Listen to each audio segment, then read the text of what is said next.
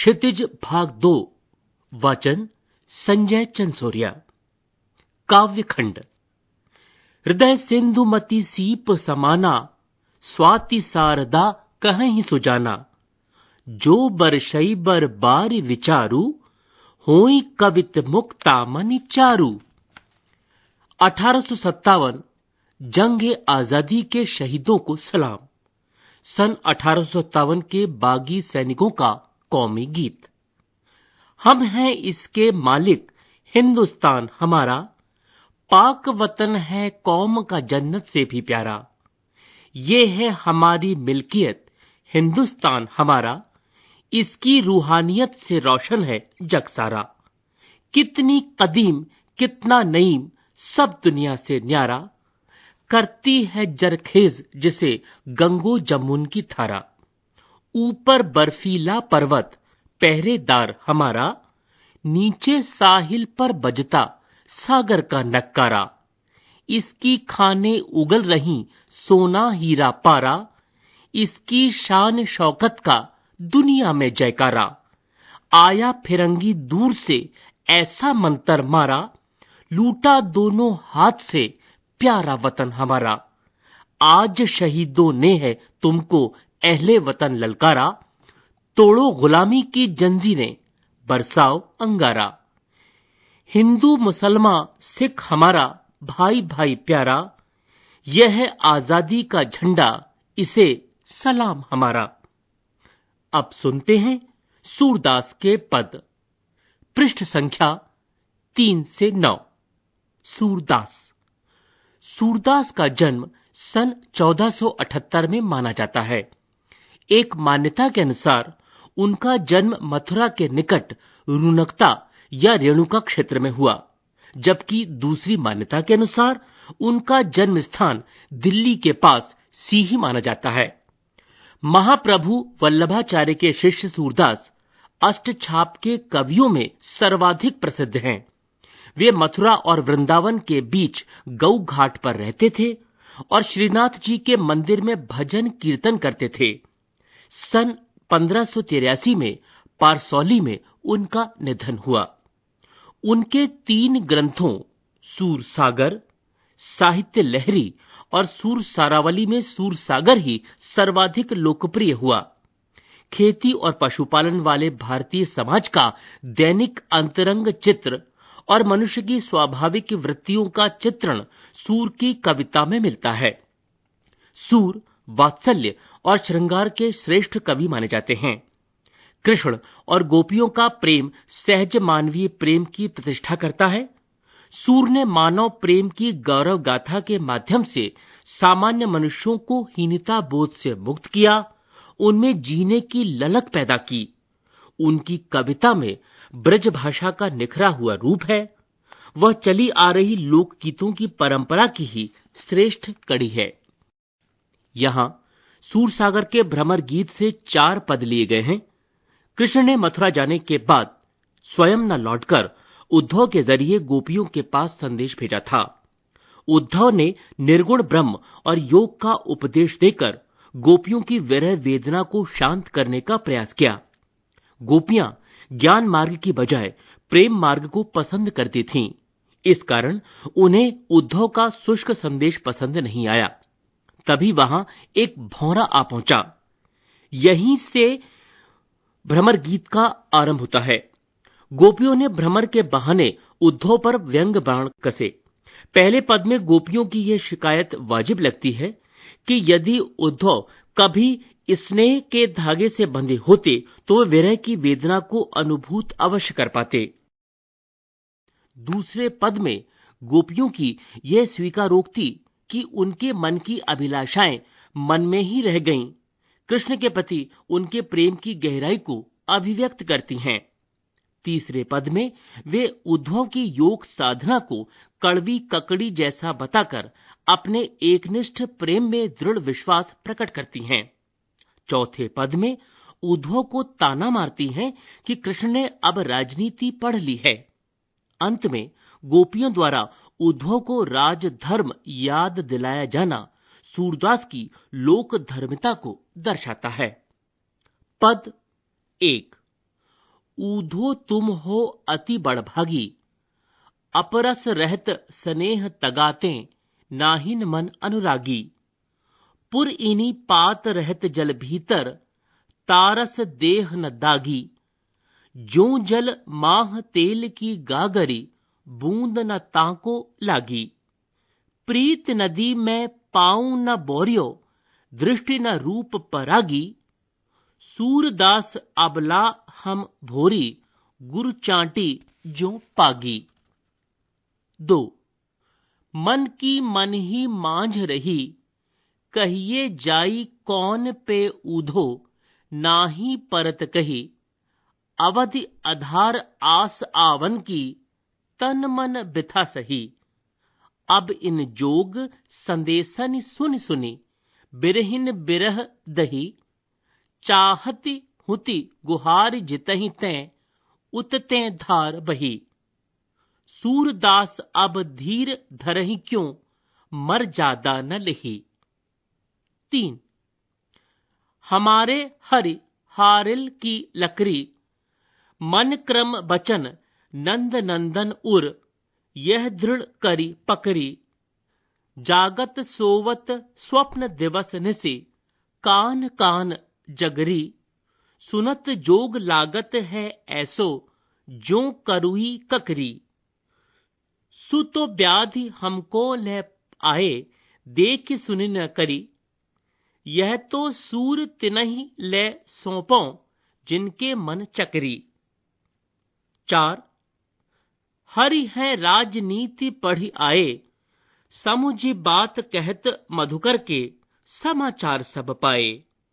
एक अति चतुर होते पहले ही, अब गुरु ग्रंथ पढ़ाए। बढ़ी बुद्धि जान जो उनकी, जोग संदेश पठाए। ऊधो भले लोग आगे के, परहित डोलत धाय। अब अपने मन फेर पाहिए, चलत जु हुते चुराए। ते क्यों अनिति करें आपुन, जय औ अनिति छुड़ाए। राज धर्म तो यह सूर, जो प्रजा न जाहि सताए। प्रश्न अभ्यास 1 गोपियों द्वारा उद्धव को भाग्यवान कहने में क्या व्यंग निहित है। 2 उद्धव के व्यवहार की तुलना किस किस से की गई है।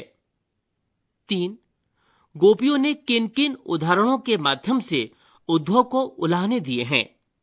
4 उद्धव द्वारा दिए गए योग के संदेश ने गोपियों की विरागनी में घी का काम कैसे किया। 5 मर जादा न लही के माध्यम से कौन सी मर्यादा न रहने की बात की जा रही है। 6 कृष्ण के प्रति अपने अनन्य प्रेम को गोपियों ने किस प्रकार अभिव्यक्त किया है। 7 गोपियों ने उद्धव से योग की शिक्षा कैसे लोगों को देने की बात कही है। 8 प्रस्तुत पदों के आधार पर गोपियों का योग साधना के प्रति दृष्टिकोण स्पष्ट करें। 9 गोपियों के अनुसार राजा का धर्म क्या होना चाहिए। 10 गोपियों को कृष्ण में ऐसे कौन से परिवर्तन दिखाई दिए, जिनके कारण वे अपना मन वापस पा लेने की बात कहती हैं। 11 गोपियों ने अपने वाक चातुर्य के आधार पर ज्ञानी उद्धव को परास्त कर दिया। उनके वाक चातुर्य की विशेषताएं लिखिए। 12 संकलित पदों को ध्यान में रखते हुए सूर के भ्रमर गीत की मुख्य विशेषताएं बताइए।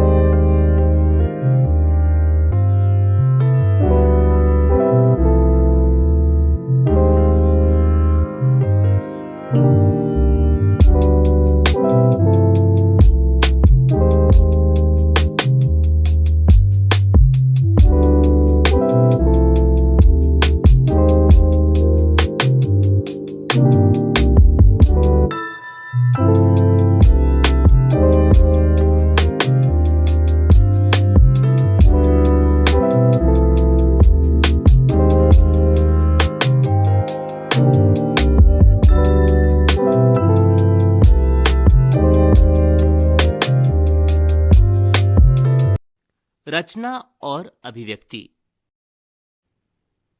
13 गोपियों ने उद्धव के सामने तरह तरह के तर्क दिए हैं, आप अपनी कल्पना से और तर्क दीजिए। 14 उद्धव ज्ञानी थे, नीति की बातें जानते थे। गोपियों के पास ऐसी कौन सी शक्ति थी जो उनके वाक चातुर्य में मुखरित हो उठी। 15 गोपियों ने यह क्यों कहा कि हरि अब राजनीति पढ़ रहे हैं? क्या आपको गोपियों के इस कथन का विस्तार समकालीन राजनीति में नजर आता है? स्पष्ट कीजिए। पाठ्येतर सक्रियता। प्रस्तुत पदों की सबसे बड़ी विशेषता है गोपियों की वाग्वी दग्धता। आपने ऐसे और चरित्रों के बारे में पढ़ा या सुना होगा जिन्होंने अपने वाक चातुर्य के आधार पर अपनी एक विशिष्ट पहचान बनाई, जैसे बीरबल, तेनालीराम, गोपाल भांड, मुल्ला नसरुद्दीन आदि। अपने किसी मनपसंद चरित्र के कुछ किस्से संकलित कर एक एल्बम तैयार कीजिए। सूर रचित अपने प्रिय पदों को लय और ताल के साथ गाएं।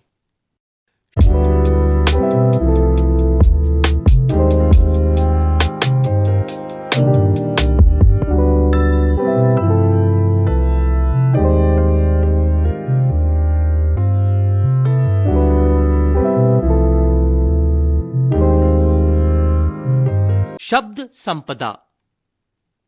बड़भागी यानी भाग्यवान। अपरस अर्थात अलिप्त, नीरस, अछूता। तगा यानी धागा, बंधन। पुरीनी पात अर्थात कमल का पत्ता।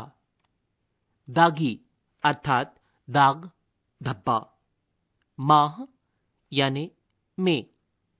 प्रीत नदी अर्थात प्रेम की नदी। पांव अर्थात पैर। बोरियो अर्थात डुबोया। परागी यानी मुग्ध होना।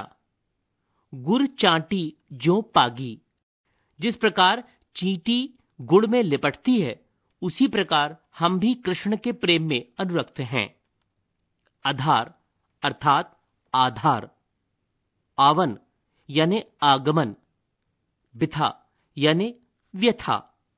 बिरहनी यानी वियोग में जीने वाली। बिरह दही यानी विरह की आग में जल रही हैं। हुती अर्थात थी। गुहारी अर्थात रक्षा के लिए पुकारना। जितही ते यानी जहां से। उत यानी उधर, वहां। धार यानी योग की प्रबल धारा। धीर यानी धैर्य। मर्यादा अर्थात मर्यादा, प्रतिष्ठा। न लही यानी नहीं रही, नहीं रखी। हारिल अर्थात हारिल एक पक्षी है जो अपने पैरों में सदैव एक लकड़ी लिए रहता है, उसे छोड़ता नहीं है। नंद नंदन उर पकरी यानी नंद के नंदन कृष्ण को हमने भी अपने हृदय में बसाकर कसकर पकड़ा हुआ है। जकरी अर्थात रटती रहती हैं। सु यानी वह। व्याधि अर्थात रोग, पीड़ा पहुंचाने वाली वस्तु। करी अर्थात भोगा। तिनहि यानी उनको। मन चक्री अर्थात जिनका मन स्थिर नहीं रहता। मधुकर अर्थात भौरा। उद्धव के लिए गोपियों द्वारा प्रयुक्त संबोधन। हुते यानी थे। पठाए अर्थात भेजा। आगे के अर्थात पहले के। परहित अर्थात दूसरों के कल्याण के लिए। डोलत धाय अर्थात घूमते फिरते थे। फिर अर्थात फिर से। पाइये अर्थात पा लेंगी। अनीति अर्थात अन्याय।